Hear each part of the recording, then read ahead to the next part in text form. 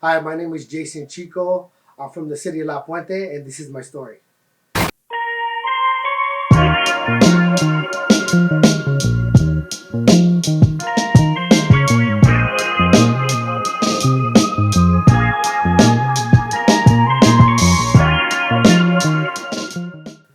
Well, growing up, I grew up without a father.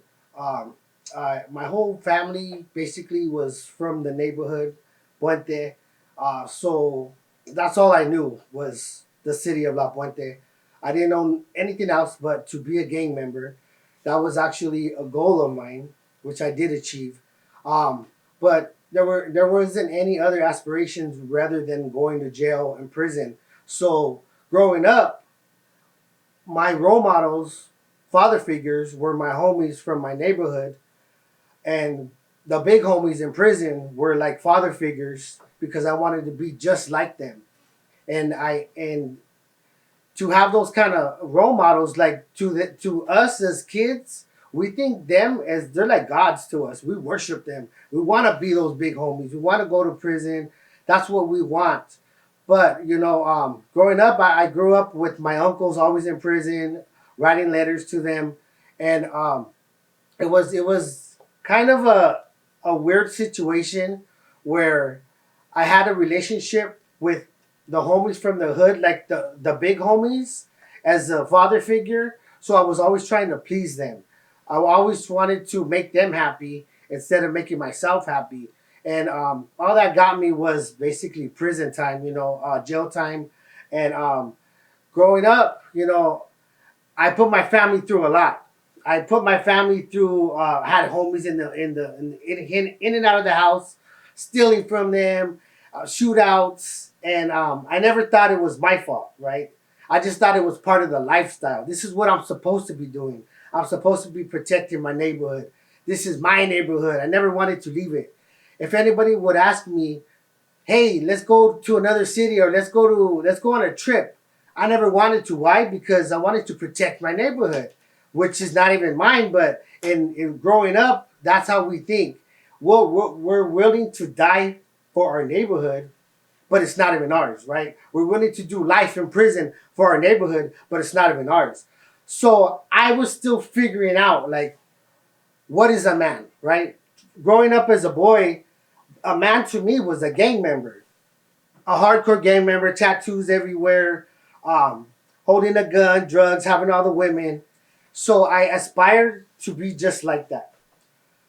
So as me aspiring to be just like that, it caught me a lot of friends passing away, best friends, doing life in prison. Some of them are still in there. Some of them got mentally insane.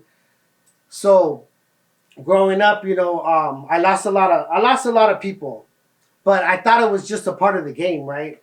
We're supposed to be, our homies are supposed to go back and forth with another neighborhood. We're supposed to kill each other. That's what we do. We're soldiers. We're riders for a neighborhood. But that's actually wasn't, the definition of a man. A man is actually taking care of his family, right? Going to work. But I didn't know that. So it took me going to prison, right? I did 4 years for a robbery, right? And that's when I really started to see, hey, this is not for me. Prison is not for me. I like my freedom. I don't like people telling me what to do. And politics in prison is very controlling, right? So prison was actually good for me because I knew I didn't want to go back to that.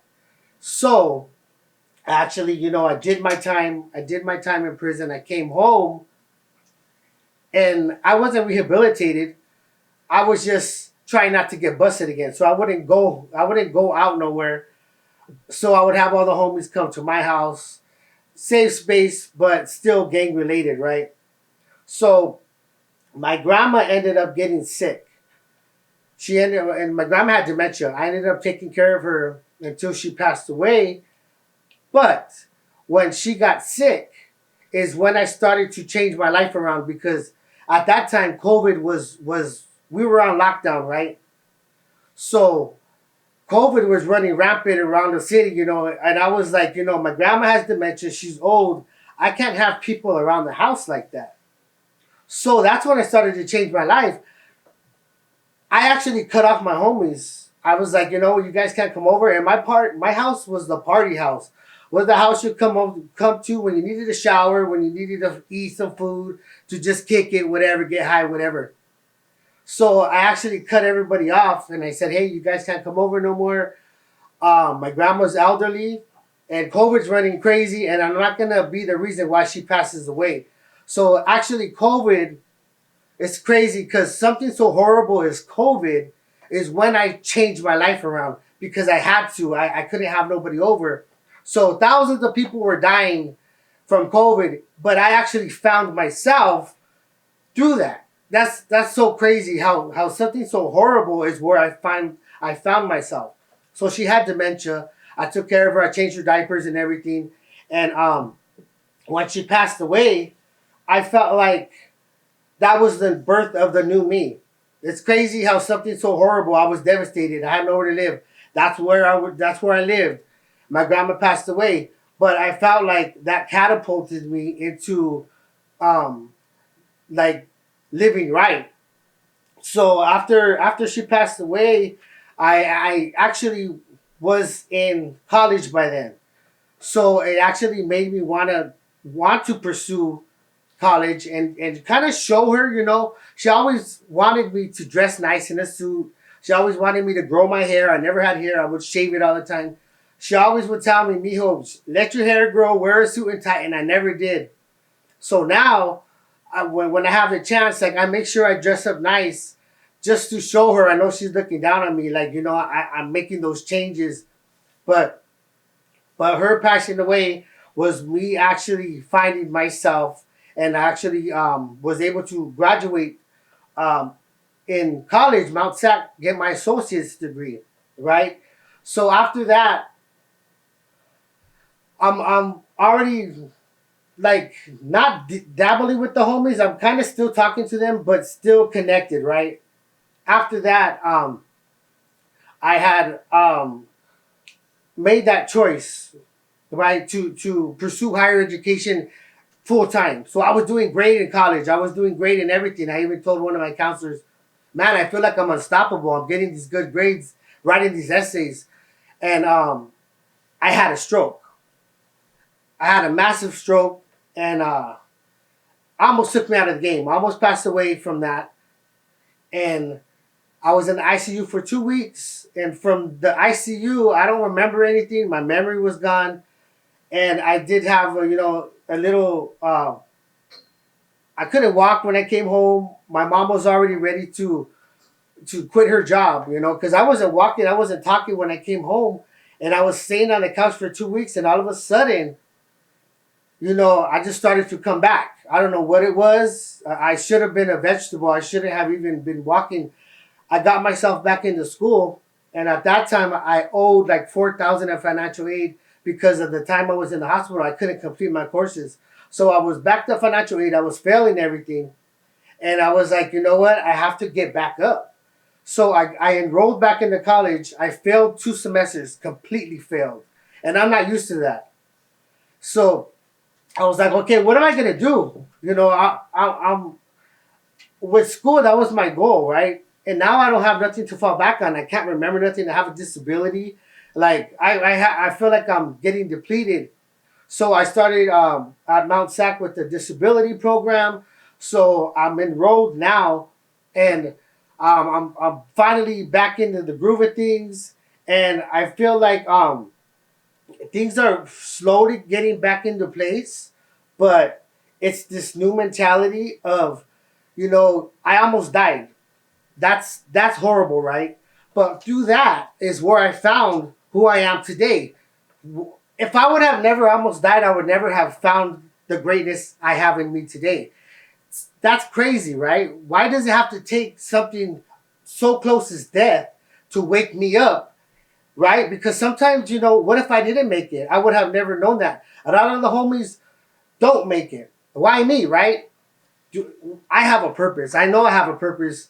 There's a reason for me here, and I feel like that reason is for me to help others that are struggling in the neighborhood. And my definition of a gangster is someone who goes to school and someone who takes care of their family. So what I like to say, are you a capital G, one who takes care of your family, or a lowercase g who's doing low vibration activities that's not doing nothing to help the community? So you can still be a G, but what kind of G are you going to be? A capital or a lowercase, right? So I'm still from the neighborhood. I still see my homies, but I'm on that capital G, right? And I let them know, hey, you want to go to school? Come with me. You want to go to work with me? You could go volunteer at work. But you're not going to do that low vibration stuff because I can't be around that. That doesn't mean I'm not down. Don't get me twisted. I'm still that same person, but I changed myself from a lowercase to a capital, and they respect that. My little homies call me. They're like, hey, man, I want a job. So I take them sometimes with me to Project Hope and get them enrolled. And it's kind of nice to finally change the narrative of a G. What's a G? Oh, a G is, someone who just sells drugs, gangbangs, kills people, right? No, a G is maybe you may have done that before, but if you're a capital G, you're getting into school, right? You're using that same hustle you use in the streets. Use that same hustle for your education. I remember when I was in the streets, right? And if I wanted dope, if I wanted something, I do everything in my power to get that. So I'm using that same mentality, that hustler mentality, because it's already in me. I'm using that same mentality in education. So if I have a paper due, I'm going to do my best to get an A on that paper. Why? Because I know that's in me. I have that hustler mentality. I'm going to get tutoring. I'm going to get whatever office hours. I'm going to do all I can to get that. Like, I've been to prison, but when I got released, I was still mentally incarcerated. I was still living in that, this is my neighborhood still. I got to do politics. I got to do this for the homies. And it's like, no, go to college, go to universities. But I feel like the community doesn't promote it like that, right? It's only at college levels. I feel like in middle school and high school, they need to promote it more to people that are not in school. Like the kids that are messing up. Hey, this is what a university is, right?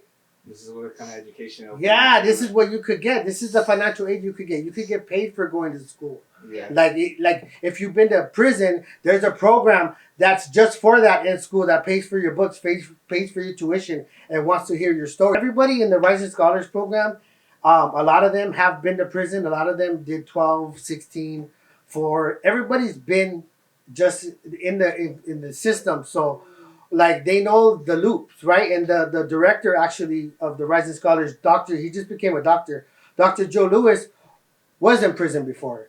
So he having a doctor on your side, you could do anything. We're living good under him because he signs everything off. Wow. Give our students priority registration. We have that. Give our students the extra money for books. We have that because he signs it off, right? We finally have somebody that has been to prison who has made it to a doctor, right? So tell us, like, if someone from the community wanted to take advantage of this program, how would they go about it? Well, just look up Mt Sac Rising Scholars, or you could just put Rising Scholars. They have a interest form that you fill out, and then somebody gets back to you about it. Do you have to be from a certain county, or No. is this just all around? Every college has a Rising Scholars program, Really? and the UCs and the Cal States is called Underground Scholars. So when you transfer to a Cal State, Cal Poly, or if you go to a UC, that transfers to Underground Scholars. I remember they had the Rising Scholars. I had just lost my grandmother. I was going through it and I wasn't living right at the time. I didn't change my life until after my stroke. So this was before my stroke. So I was still partying. I was still dabbling into the scene, but I was also smart. So I was able to live those both lives. So when my grandma passed away, I was just trying to find ways to keep me busy, right? So I reached out to the Rising Scholars and I go, hey, do you guys have anything going? And I remember Project Hope had the Los Toxicos comedy thing at the Fox Theater. And at that time I emailed Jaime and I go, hey, if you guys need any volunteers, let me know. I'm part of the Rising Scholars. I heard that you guys work together, and that was it. I ended up volunteering for Project Hope for a whole year, And Jaime ended up going to my grandma's. We had a service for her. He ended up speaking because he's an ordained minister. So he ended up speaking for her services, and to just meet someone like that and be willing to take his time out of his weekend to come, man, that was everything to me. I'm like, damn, you're really gonna come and speak? You don't even really know me. I just came in a couple of times to meet you, interview, and for him to come, and that's when I was volunteering for a whole year. I wasn't getting paid until recently, but it felt like I was getting paid spiritually, right? When I was working for them, I didn't care that I was volunteering. I was like, dang, this is feeding me. This is what I need.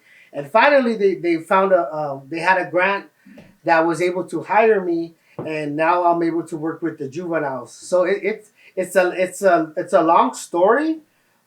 It feels like a long story, but it's really not. It's really short. Within a year, I've only known Project Hope for about a year and a half, and I feel like meeting them changed my whole life through the Rising Scholars, because I would have never found out about Rising Scholars without I would have never found out about Project Hope without the Rising Scholars.